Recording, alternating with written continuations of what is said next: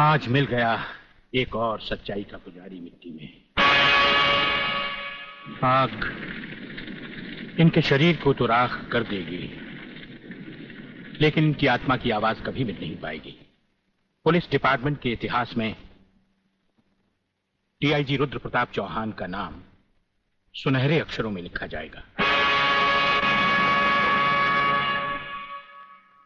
बहन,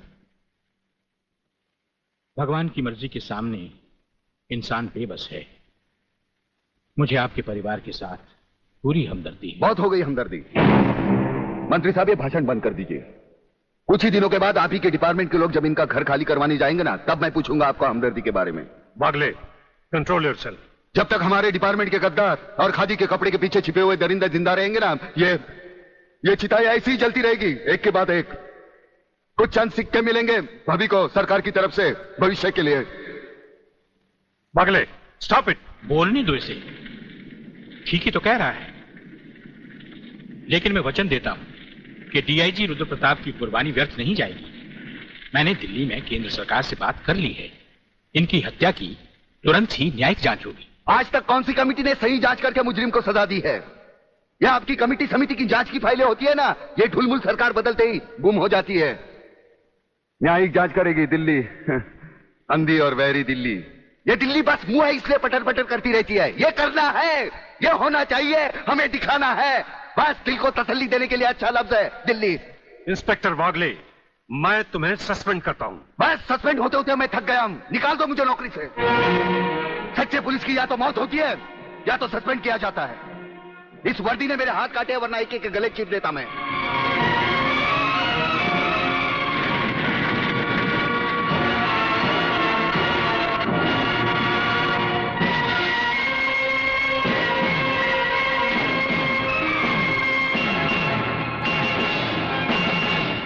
आप सब अच्छी तरह से सुन लें कि आज की इस मीटिंग के बाद मैं इस मामले में और कोई मीटिंग नहीं बुलाऊंगा।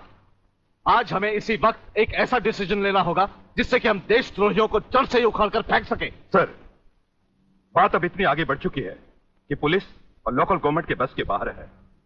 अब सिर्फ एक ही रास्ता है सर, मिलिट्री फोर्स।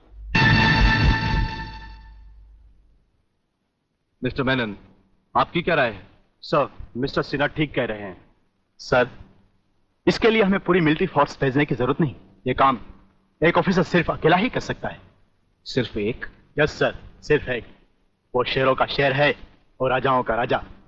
हमारी पूरी मिलिट्री फोर्स को उस पर नाज है। उसने जिंदगी में कभी किसी चीज से हार नहीं मानी, इसलिए उसे वन मैन आर्मी कहा जाता है। कौन है वो? ब्रिगेडियर सूर्यदेव सिंह। 1962 की जंग में मेजर सूर्यदेव सिंह ने दुश्मनों के कई हवाई जहाज अपने कभी न खाली जाने वाले तेज निशाने से मार गिराए। उनकी इस दिलेरी और बहादुरी की कद्र करते हुए सरकार ने उन्हें परमवीर चक्र से सम्मानित किया और उसी के साथ मेजर से ब्रिगेडियर बना दिया। ऐसी ही बहादुरी और जांबाजी उन्होंने 1965 की जंग में भी कर दिखाई। टैंक युद्ध में दुश्मन के दांत खट्टे करते हुए ब्रिगेडियर सूर्यदेव सिंह आगे ही बढ़ते चले गए। खुद अकेले ही मशीन गन लेकर दुश्मन के खेमे में घुस गए और दुश्मनों की 4 चौकियों पर तिरंगा लहरा दिया। सिर्फ यही नहीं, इससे भी बढ़कर दिलेरी और बहादुरी उन्होंने 1971 की जंग में भी कर दिखाई और दुश्मनों को मुंह तोड़ जवाब दिया। सत्यवादी दुबे, दोगले के औलाद ये कौन सी फिल्म लाया है? हमें उसकी सूरत देखनी है, उसकी बहादुरी की चर्चा नहीं सुननी। अरे जंग के मैदान में कोई भी तिस्मारखा बनकर वीर और परमवीर चक्र झटक लेता ही है, लेकिन वो कितना भी बहादुर क्यों ना हो, मेरी तलवार की धार से और गोलियों की बौछार से उसे कोई नहीं बचा सकता। कोई नहीं। ना तलवार की धार से, ना गोलियों की बौछार से। बंदा डरता है तो सिर्फ परवरदिगार से।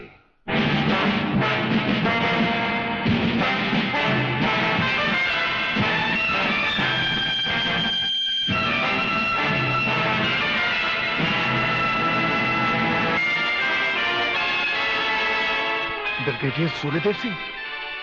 अच्छा, तो यही है तुम्हारा ब्रिगेडियर सूर्यदेव सिंह। ढूंढ डालो इसे। खबरदार, कोई हिलेगा नहीं। हमारे कमांडोज ने तुम्हारे सब साथियों को घेर रखा है। स्वामी जी, जरा अपने पीछे भी नजर डालो। ये कमांडो बड़ा खतरनाक है। तुम्हारा बाप है, पत्ता हिलने से पहले ही पेड़ काट डालता है। तुम्हारी भलाई अब इसी में है कि बिना हिले जुले खामोश खड़े रहो।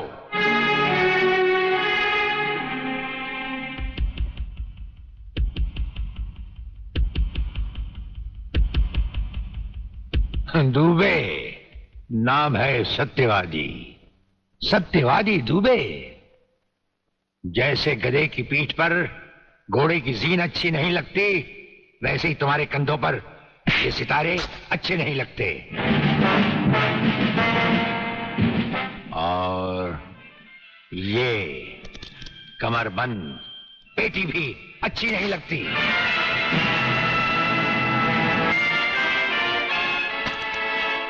अब वो कसम याद करो जो तुमने खाई थी ये वर्दी पहनने से पहले। हम कसम खाते हैं कि हम पूरी ईमानदारी और वफादारी से देश और कानून की रक्षा करेंगे।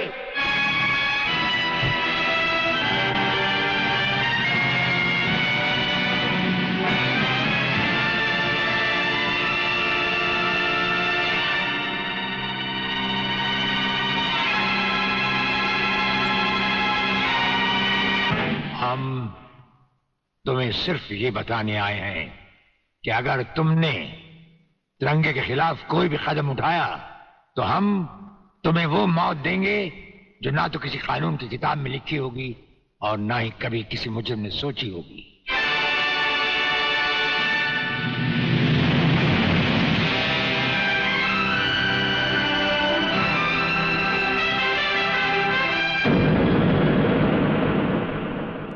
Hello, inspector Wagle speaking. No, suspended inspector Shivajirao Wagle speaking. Sir, DSP साहब ने आपको अर्जेंट बुलाया है। कल से ड्यूटी ज्वाइन करनी। फिर? इंस्पेक्टर वागले, तुम्हें शायद मालूम नहीं कि तमाम पुलिस ऑफिसर्स की फाइल्स देखने के बाद ब्रिगेडियर सूर्यदेव सिंह ने सिर्फ तुम्हें चुना है। सर, अब तुम दोनों को मिलकर काम करना है, लेकिन तुम पूरब हो तो वो पश्चिम है। इसलिए सीनियर ऑफिसर होने के बावजूद मेरी तुमसे रिक्वेस्ट है कि ब्रिगेडियर सूर्यदेव सिंह के साथ मिलकर जो भी खेल खेलना हो, शांति और ठंडे दिमाग से खेलना। सर।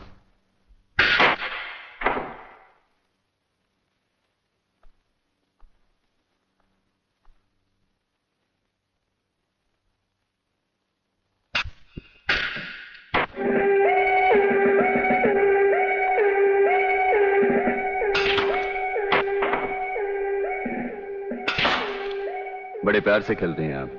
असली खिलाड़ी मरने वाले दुश्मन को पता भी नहीं चलने देते कि कब होगी उसकी मौत। तो फिर प्रलयनाथ को छोड़ क्यों दिया? क्या उससे गले मिलने गए थे? गले मिलने गए थे?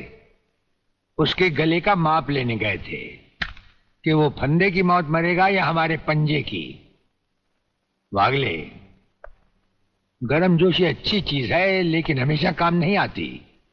तुमने तो देखा ही होगा कि इसी गर्मजोशी की वजह से तुम कई बार सस्पेंड हो चुके हो।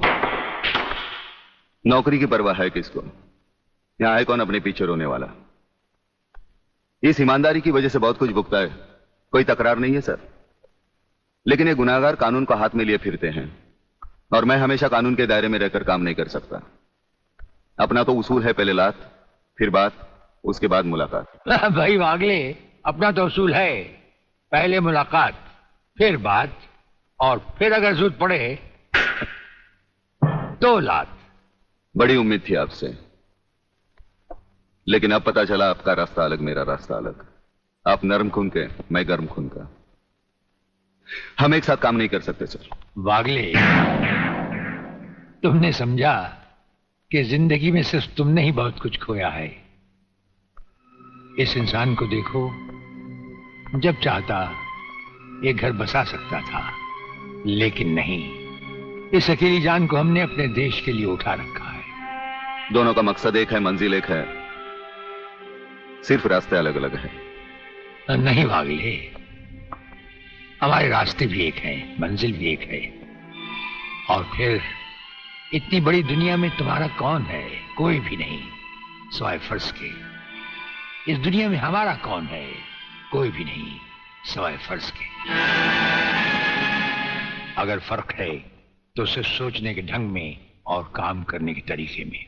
अब हमें इस फर्क को मिटाते हुए ये युद्ध एक साथ लड़ना होगा।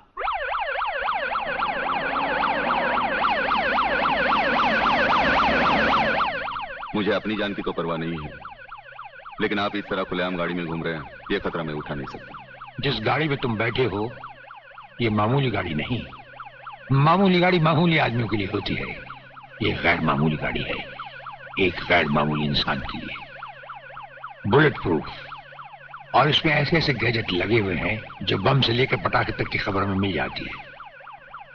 लेकिन इस वक्त हम जा कहां रहे सर? गाड़ी रुकने पर तुम्हें खुद ब खुद पता चल जाएगा।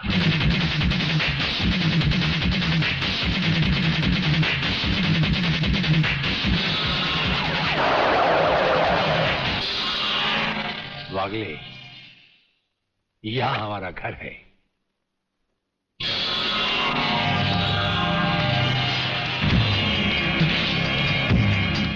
यहां तो सिर्फ चारों तरफ जंगल ही जंगल नजर आ रहा है, रहने की तो कोई जगह ही नजर नहीं आ रही। अभी नजर आ जाएगा बहादुर।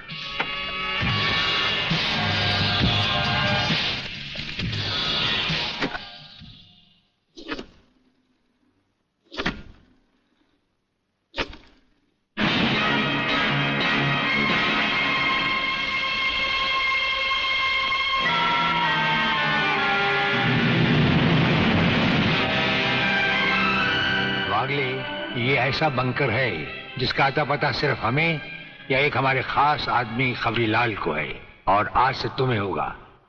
ये इतना मजबूत है कि इस पर ना तो कोई हवाई हमले का असर हो सकता है और ना किसी बम या बारूद का। दुश्मन तो क्या, हमारी इजाजत के बगैर परिंदा भी पर नहीं मार सकता। वागले आओ, अब हम तुम्हें अपने बंकर से वाकिफ करवाएं। ये रहा हमारा ट्रांसमीटर सेक्शन।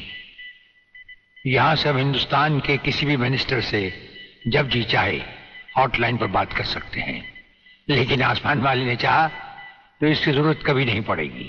हम अकेले ही तुम्हारे साथ वागले सब कुछ संभाल लेंगे। और वो देखो, वो एक कमरा जिसमें सब हथियार रखे हुए हैं, और उस कोने में रहा हमारा अस्पताल।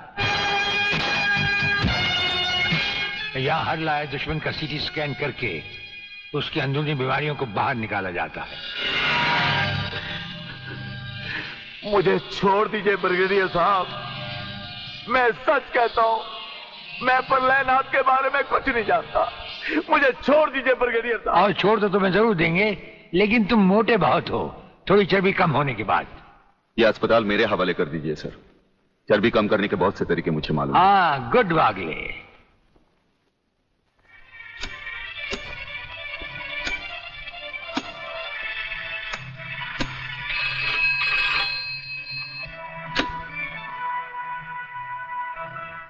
नमस्कार सर, मैं खबरीलाल बोल रहा हूँ।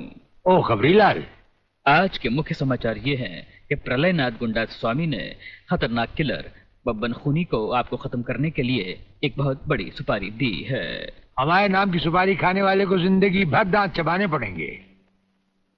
ये हमारे नाम की सुपारी खाने वाले चमगादड़ के खाने पीने का ढाबा कहाँ है खबरीलाल? शहर से 40 मील दूर काली पहाड़ी के पीछे उसका एक अपना बहुत बड़ा मैंगो फार्म है। आज के समाचार समाप्त हुए।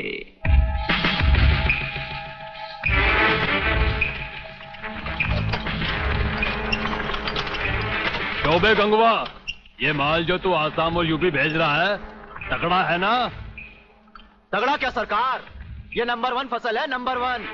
अरे 25 मीटर दूरी पर जाती हुई गाड़ी को ये ऐसे उड़ाता है।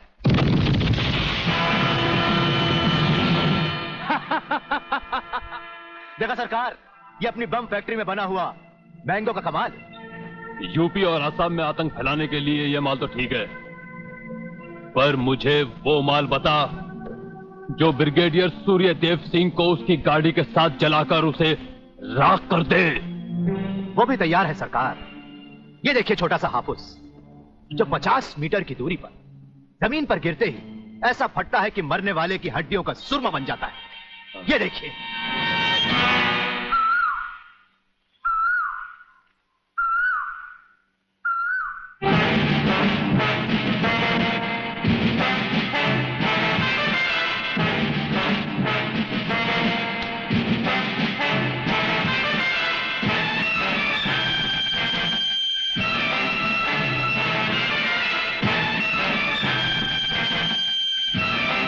कौन हो तुम?